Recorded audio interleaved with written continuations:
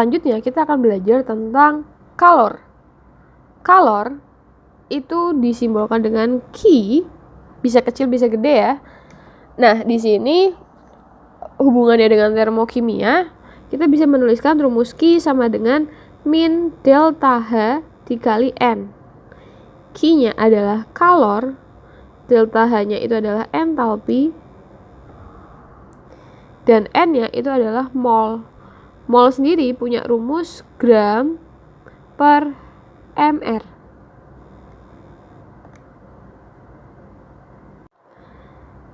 Jadi ini adalah rumus-rumusnya.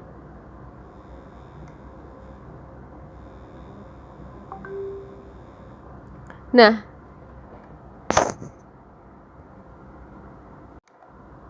yang perlu kalian cermati, misalkan kita punya delta H-nya itu negatif, maka nanti kita akan dapat Q-nya itu kebalikannya, yaitu bernilai positif.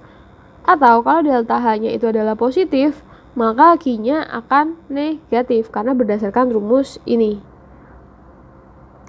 Selanjutnya ada juga rumus Q sama dengan MC delta T ditambah C besar dikali delta T. M-nya itu adalah massa, kemudian C kecil itu adalah kalor jenis.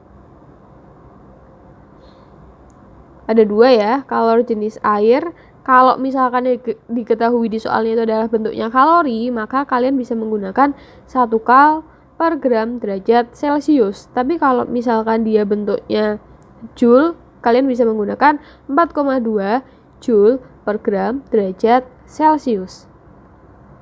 Lalu untuk C besar itu disebut sebagai kapasitor kalor, kalori meter.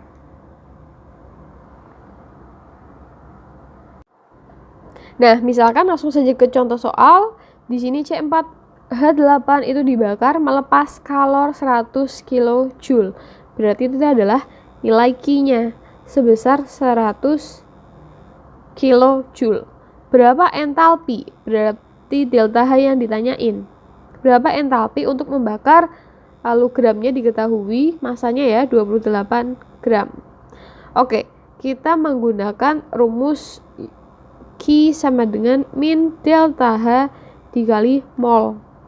Q-nya adalah 100, min delta H, molnya itu kan gram per mr. Mr dari C4H8 itu dihitung dengan cara jumlah C-nya yaitu 4 dikali ARC 12 ditambah 8 dikali 1. Nanti didapatkan 56. Berarti MR-nya itu adalah 56. Kalau dicoret itu hasilnya 2. Maka 100 bukan 2 ya, 1/2.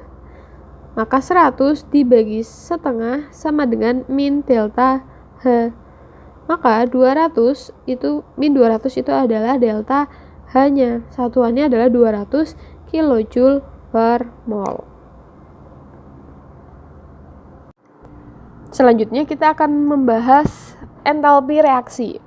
Nah, entalpi reaksi itu adalah delta H dari reaksi itu sama dengan delta HF atau pembentukan dari produk yang kanan, produk itu yang kanan dikurangi dengan delta HF pembentukan dari reaktan yang kiri. Maksudnya gimana Kak? Kok ada kanan kiri? Oke, kita misalkan kita punya A ditambah 3B menjadi 2C ditambah D. Yang ditanyain adalah delta HR. Maka delta HR bisa dicari dengan cara delta HR itu kan tadi delta HF produk atau kanan. Ini tuh area kanan nih. Ini produk namanya. Dan yang ini itu adalah reaktan. Berarti nanti bisa kita tuliskan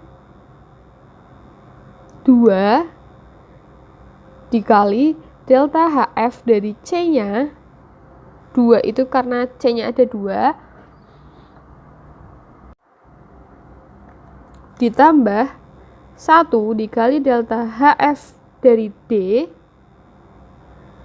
dikurangi 1 dikali delta HF dari A ditambah 3 delta HF dari B. Nah, ini ada beberapa catatan nih.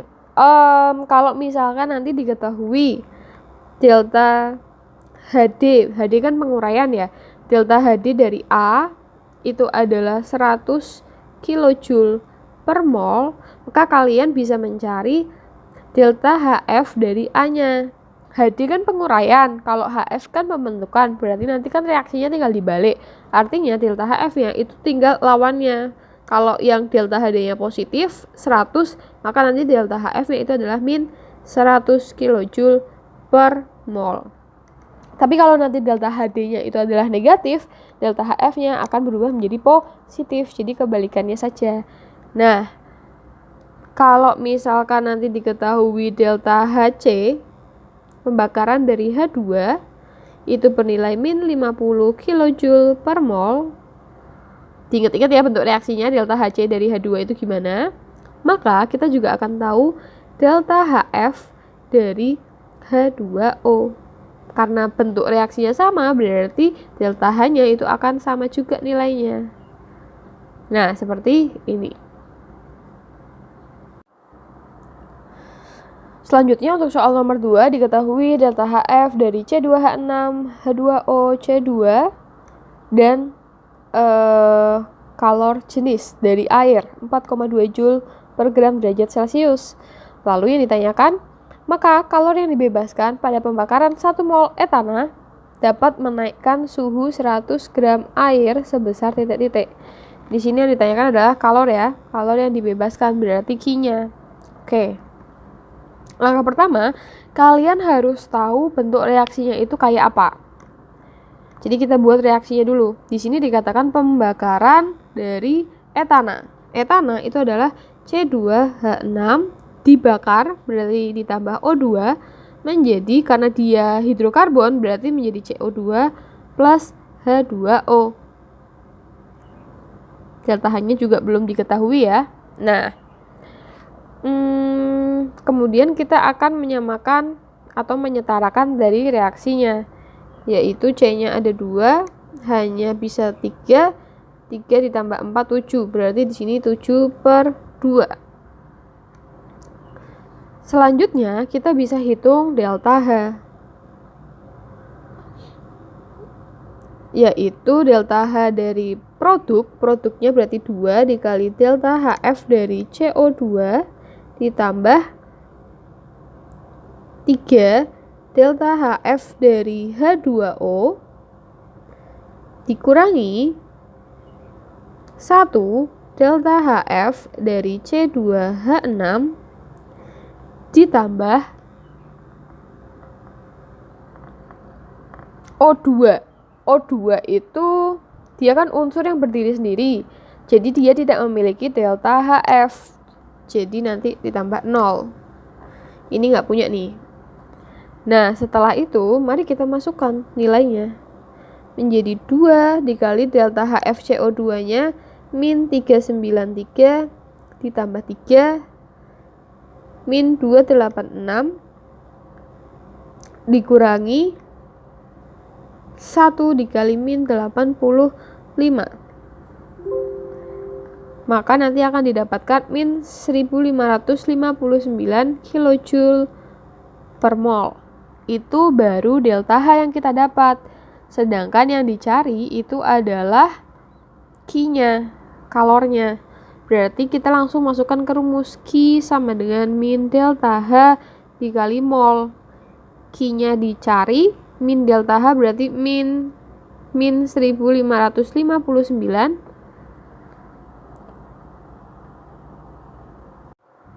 Kemudian molnya berapa? Di soal mari kita lihat. Di sini yang dibakar adalah 1 mol etana, berarti molnya 1 ya. Berarti nanti dikali 1. Jadi Q-nya dapat min min ketemu min jadi positif, berarti dapat 1559 kilojoule. Positif ya. Nah, kalau misalkan yang ditanyakan ditambah, misalkan yang ditanyain adalah delta T. Delta T-nya gimana? Maka kita menggunakan rumus Q sama dengan MC delta T ditambah C dikali delta T. Untuk masanya itu kan 100 gram ya. Kalau kita tinjau di soal, itu yang pertama kan kalori yang dibebaskan. Terus ada pertanyaan kedua, ternyata dapat menaikkan suhu 100 gram air sebesar titik-titik, berarti delta T. Berarti benar ya, yang ditanyakan adalah delta T. Kita tinggal masukkan masanya, tadi kan 100 kg, kita ubah menjadi gram, 100.000. C-nya kita pakai yang diketahui yaitu 4,2 Joule per gram derajat Celcius. Kemudian delta T-nya tetap. Lalu C besar atau kalorimeter itu kalau tidak diketahui kita umpamakan sebagai 0. Berarti 0 dikali delta T itu hasilnya akan 0. Nah, Q-nya kan kita sudah dapat 1559 kilojoule, kita jadiin joule. Berarti dikali 4,2 dikali delta T. Coret.